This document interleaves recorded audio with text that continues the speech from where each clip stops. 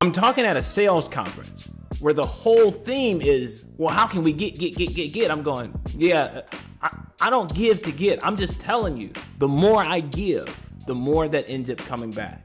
It's just a principle. Knowing that there's levels to not just getting, but there's levels to giving, man, that's where my family and I have been challenged the most to say, hey, we got to be in a position to be in different rooms than we've been in our whole life.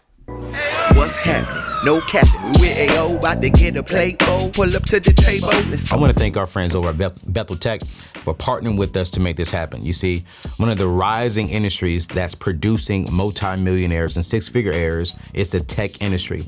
My friends over at Bethel Tech is the #1 leading technology institution in the United States of America, and they want to help you get into the tech industry to double your salary, to double your income.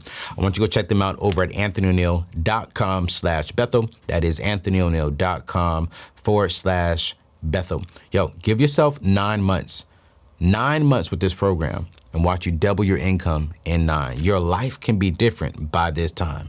One of the things that I love about entrepreneurship and what I love about growing a business is that I've been able to be around some solid people who have been able to teach me the proper way on how to grow, how to evolve one as a man. Because if you can evolve as a man in the personal development space, everything that is attached to you, your business, your love life, your family, your friends, everything tends to grow as well.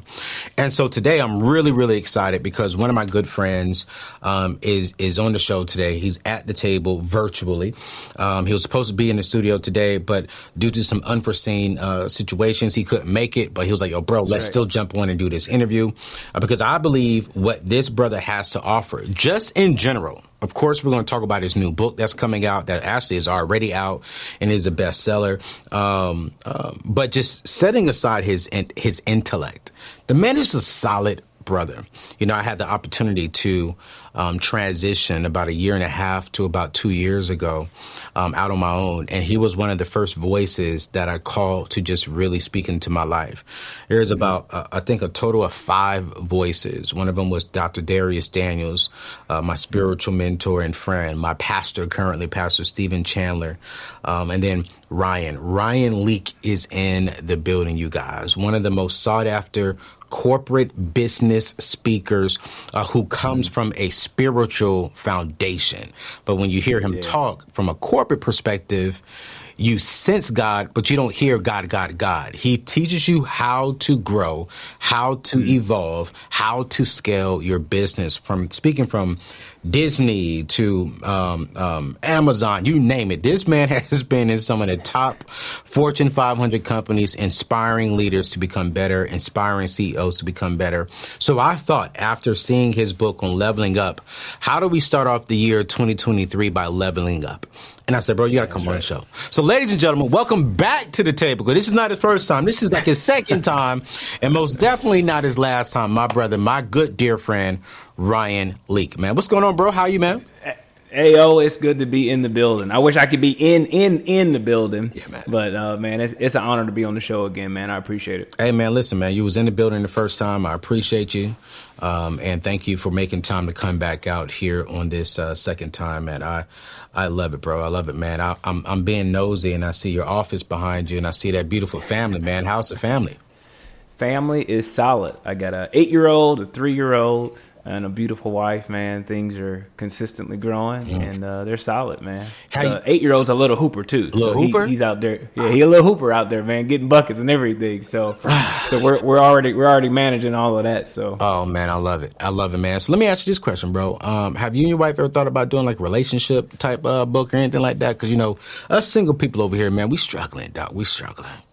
We actually already have a relationship book called The One that we wrote 9 years ago. I mean, we would write it completely different then. We were like 6 months married then, so we didn't know what we know now.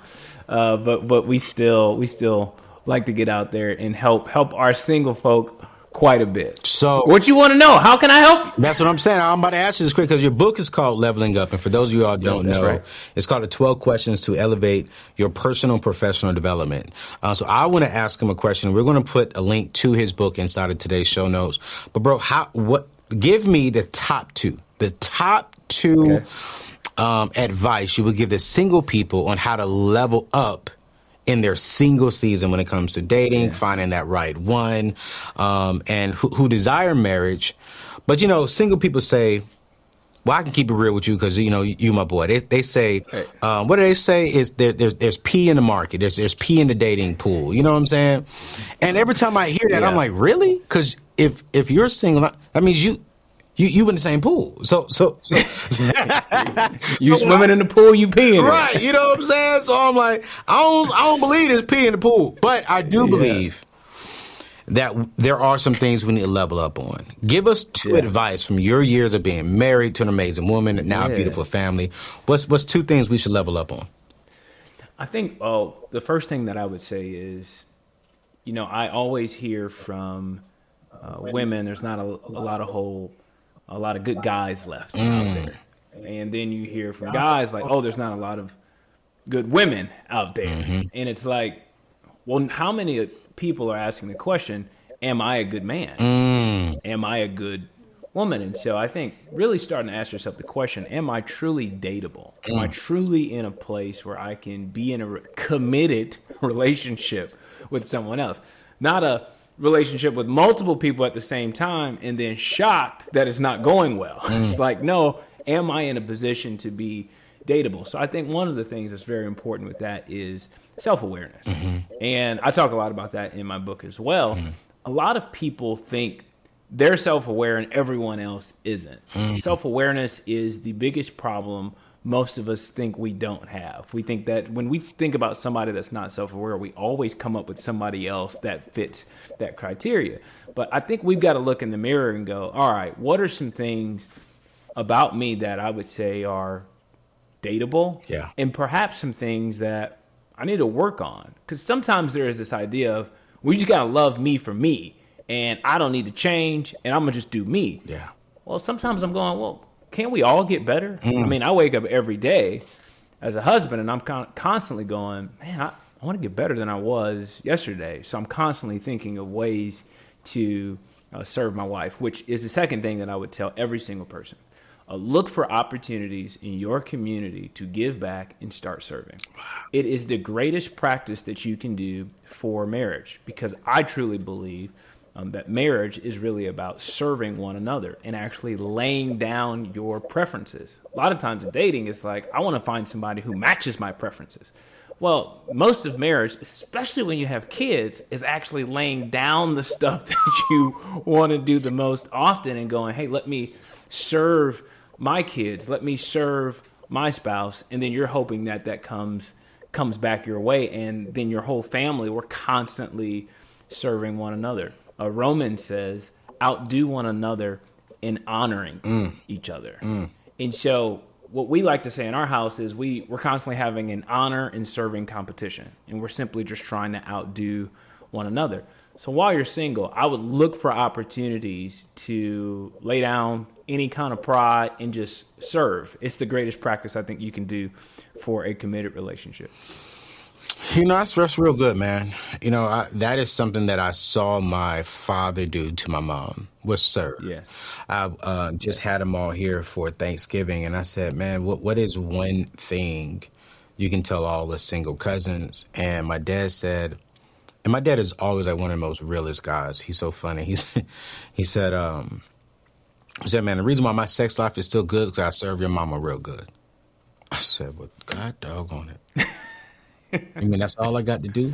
It's just... That's all you got to do? It was like, and you don't serve just so you can get what you want. You serve because you love her. You serve because that's naturally who you are. And it's like, man, that is so good, man. So it's funny that you say that after my father has said that. And it's just all about serving. Because I do believe single people, we can be selfish. And especially me. Yes. I'm almost 40 and I haven't been in a committed relationship in a long time. And so I am kind of stuck in my ways. And one of the reasons I've been saying I've been ready to get married for like the last 3 years. I know everyone hears me saying that. I'm ready. And one thing I learned is while I'm ready, like I want to be married, I really wasn't ready because there were still some things inside of me that I had to get rid of and I needed to change. And I found out that in therapy. I found out in therapy that I was not ready because I'm still this guy saying like, yo, I don't want to give this woman my time. Like when I get done shooting videos and editing and meeting, I don't want to talk. Like I don't want to be on the phone with you for 2 hours. Yeah, man. Yeah. So yeah. I just don't want that. But I do know if I'm going to have a successful marriage, I'm going to have to do that. And it can't feel like it's a chore. It has to come from a good place. And I had to really work that thing out of me, man. So I really do appreciate that, bro. Yeah, for sure. I really do. So, all right, cool, man. Today, you have a book that I think all entrepreneurs, all business-minded, and really not just entrepreneurs and business-minded people, anybody who really desires success needs to get this book called Level Up, 12 Questions to Evaluate Your Personal and Professional Development. To elevate your personal and professional development. I got to ask, bro, out of all the books that you've done, and I know I did some research before you came on the show, there's over 10,000 books written around this whole success and business thing. I'm curious, though, for you, what did you see missing in the conversation that you wanted to bring to this whole business success, personal and professional development space? Well, I saw two things. I saw something in me and I saw something in my client, in that there was two different versions of us. There was the version of us that went through a pandemic and sort of acquiesced to the status quo, autopilot, if you will, cruise control. And then there were certain people that had this mode, this beast mode, this Kobe like Mamba mentality, like that was really in a lot of people like when they wanted it to be. And so I realized that there was just levels to our life. There were levels to how much we work. There were things we could put a lot of energy into, and then there were things we could just I'm gonna just chill. It is what it is. I'm just gonna let things come to me as they may. And I noticed that a lot of people started just settling. I thought, man, I think there's levels to this thing. I think we could take this thing to another level. Where I saw it in myself was when I contracted COVID-19. And a person, my mentor in life, Pastor Ricky Tejada, had just passed away from COVID. And so I took it very seriously, contracting COVID-19. And I remember going to a hotel and quarantining and doing the whole deal. And I just remember thinking, like, when I beat this, when I go home, I'm taking things to another level. Like I made a decision, like, hey, I'm gonna live way different. One of the things that me and my wife said, we said, hey, we're getting out of debt, like completely, 100%, no mortgage, nothing, no mortgage, zero bro, debt, nothing. I mean, right, I said, listen, we are locking in, and so for 6 months, we locked in. I mean, when I say we locked in, we locked in. No mortgage. And just decided to take things to another level. And so we paid off our house in April. April of this year? Yeah. April of 2022. 2022. So tell me why. Why? Like, why do you think paying off your mortgage, not think, because you did it, it's over. Right.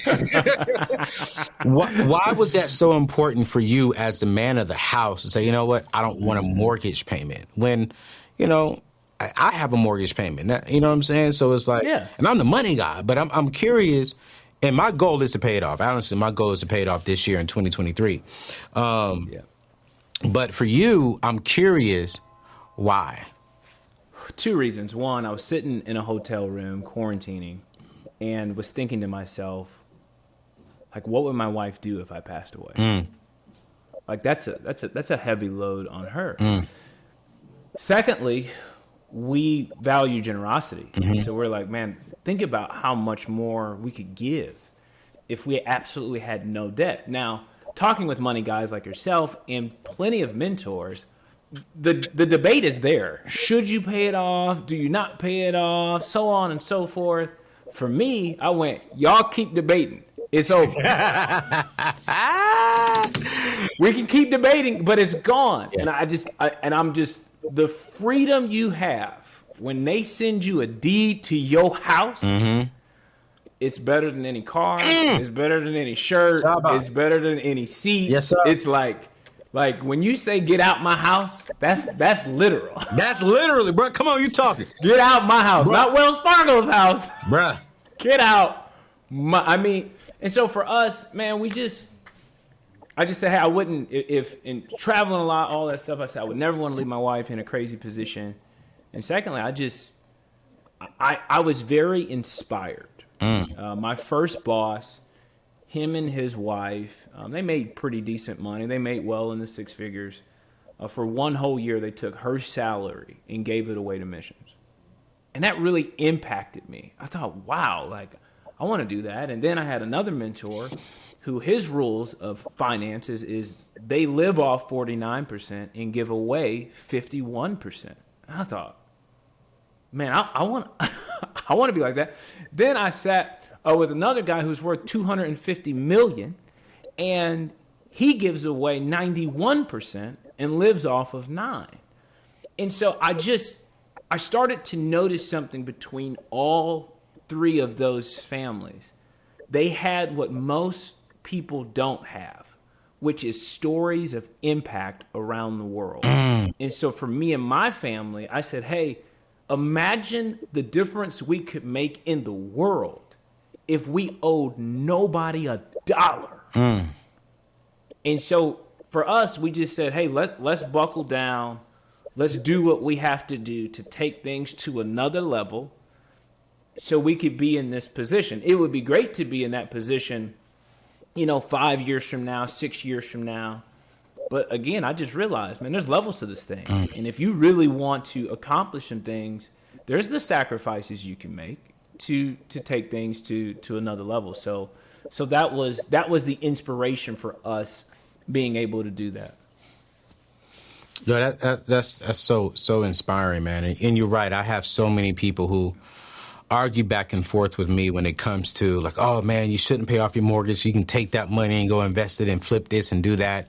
And I think it all goes down to when you are in a financial position, it puts you in a position to where you can choose what you want to do and do what's best for you and your family.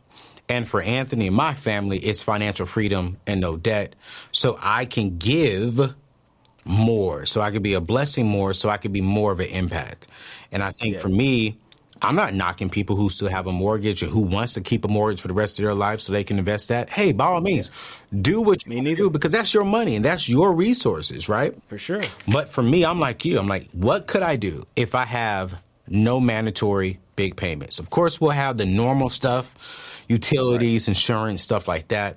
But if I have if I wake up on the first of the month and I have no major bills due, there's so much peace to that. And instead of me giving $4,000 in a mortgage payment to the bank, man, I can give $5,000 to my church and another $2,000 to this nonprofit to go bless people.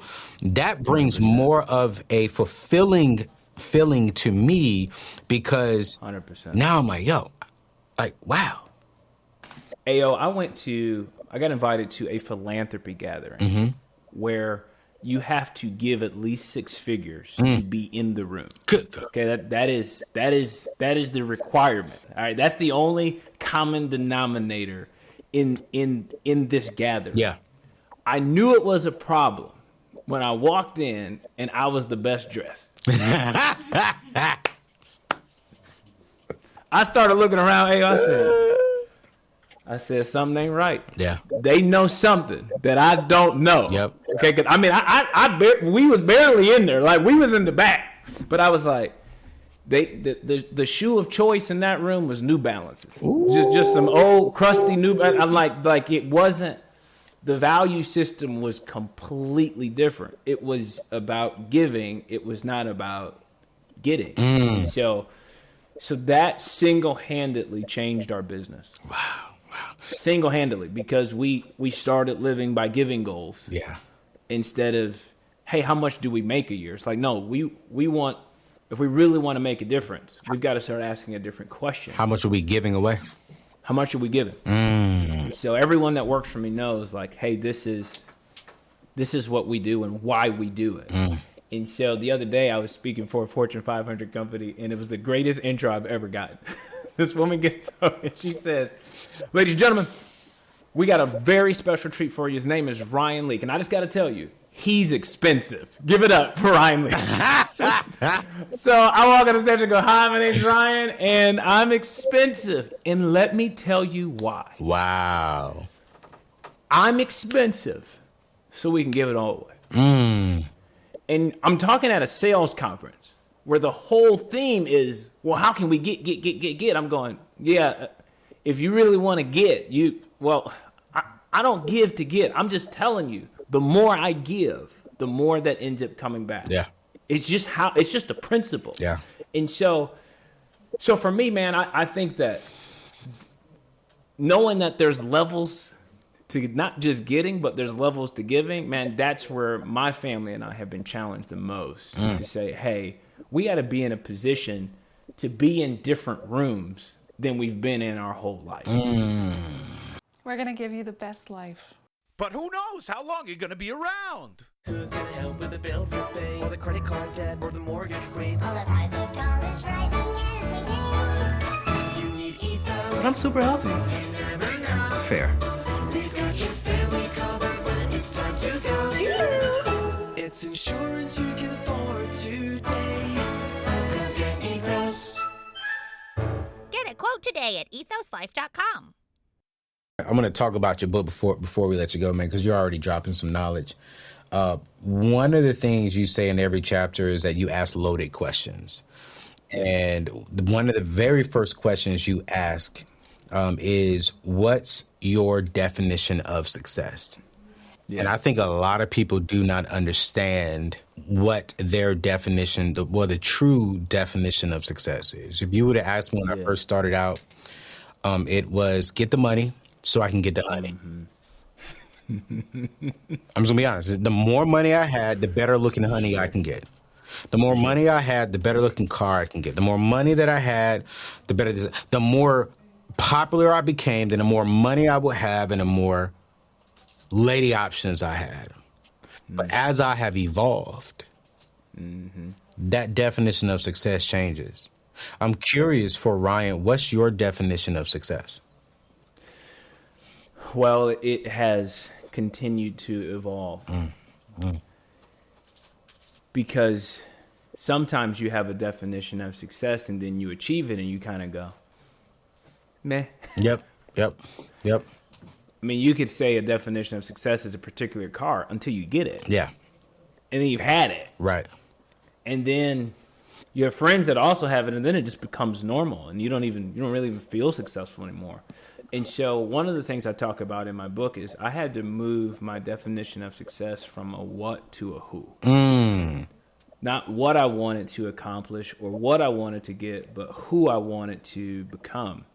I'll never forget sitting with a client who, the way we do executive coaching in my business is we always have people give us personal goals and professional goals. And one of them stated that one of their personal goals was to reconnect with their children. And I just thought, man, what do I need to do right now to make sure that my kids want to come home for Thanksgiving? Like, what do I need to do right now to make sure? I can't tell you the amount of people I talk to who aren't on speaking terms with their kids over a litany of subjects. religion, politics, race, money, you name it. And I just think, man, there's a lot of things to accomplish in business. But what's the point of accomplishing that and losing what actually matters the most? Yeah. The thing that I'm actually the most excited about in 2023 is being the assistant coach for my son's basketball team. That's in the midst of building a company, Wow. speaking all over the world, Yeah. writing books and doing courses, and all of that is fine and dandy, and that's just a part of my career, but it doesn't define success for me. Yeah. Where I start defining success is first starting in this home.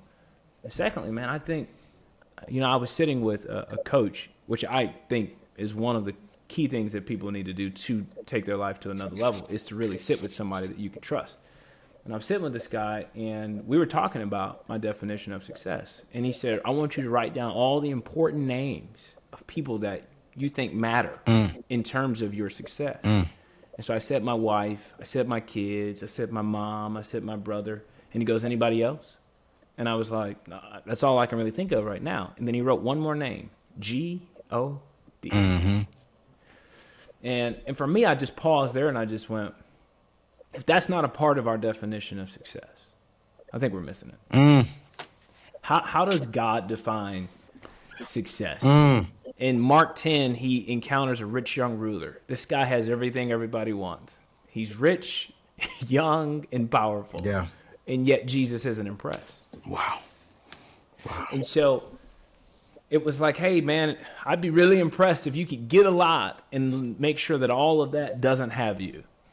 If you can get there, you're successful. Man. But I'm not impressed with what you got. I would be really impressed if you got it and you realize, hey, it's just stuff. And so man, we are incredibly humbled by the amount of success that we've had in business and all of that. But at the end of the day, it's just stuff. It's just a nice business. It doesn't own us. Yeah. And so I think for me, I have to make sure that I keep the main thing. And this is why I like your book. It's because these are questions that we need to be asking. Because these questions, if we can answer these questions correctly for ourselves, it impacts the trajectory of our income, of our business. And it's so funny. I was talking with my success coach. So I have a therapist and I also have a life coach. And my life coach, she said, Anthony, what are your intentions? And so I thought she was talking about with her. So I started talking to her about my intentions with you is a da-da-da-da. She was like, no, I'm asking this again.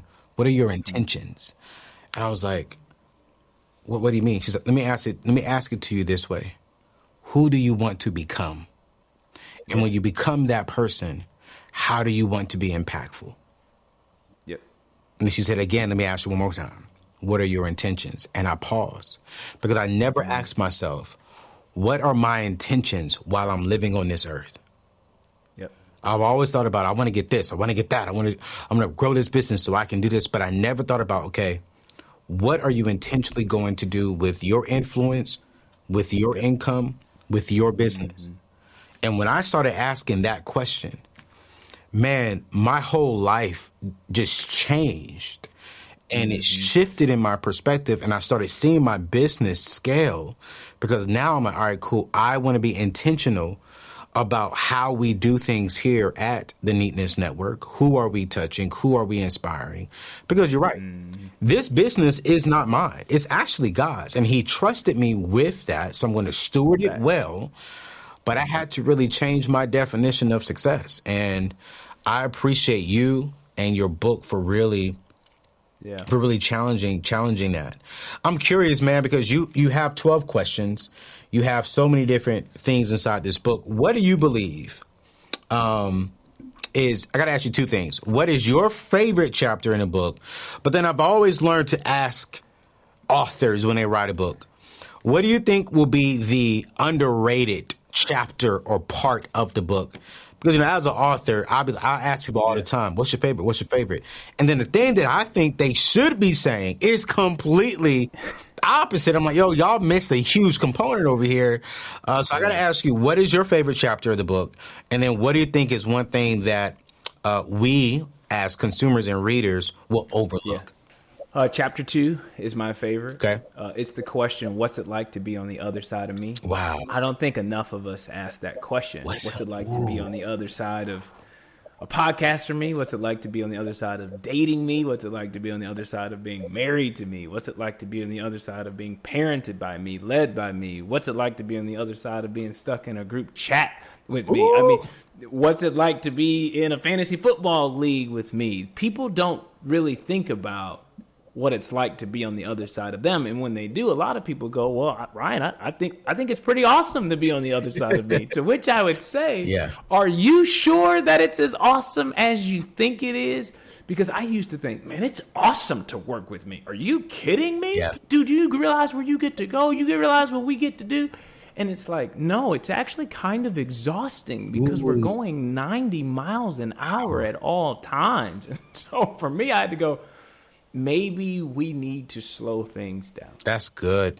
Maybe, because I had to start asking myself this question. What's it like to be on the other side of me? And so I think for every person, every leader, every husband, every boyfriend, every mom, every sister, every friend, like, hey, what's it like to be on the other side of me? Am I always late? Well, what's it like to be on the other side of somebody that's always late? I think what this question does is it puts us in a position to walk in every room a little bit more considerate.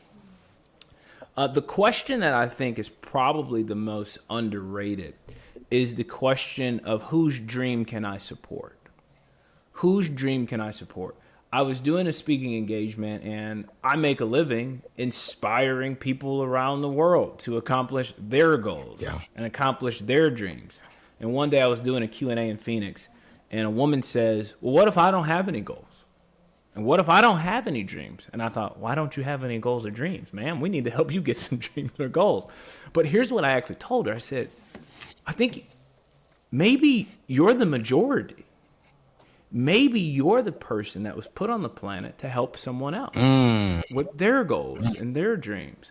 And man, that was a turning point for a lot of the content that I put out there and a lot of the content I create for my corporate engagements. Whereas I started going, man, what if we were the kind of people that walked in rooms and Zooms and decided to help other people pull off their goals? And in fact, if you think about it, when you think about even the whole idea of leadership, let's just take a company like Walmart. They got like over 800,000 employees. How many of them are leaders? How many? Maybe 20,000? Maybe.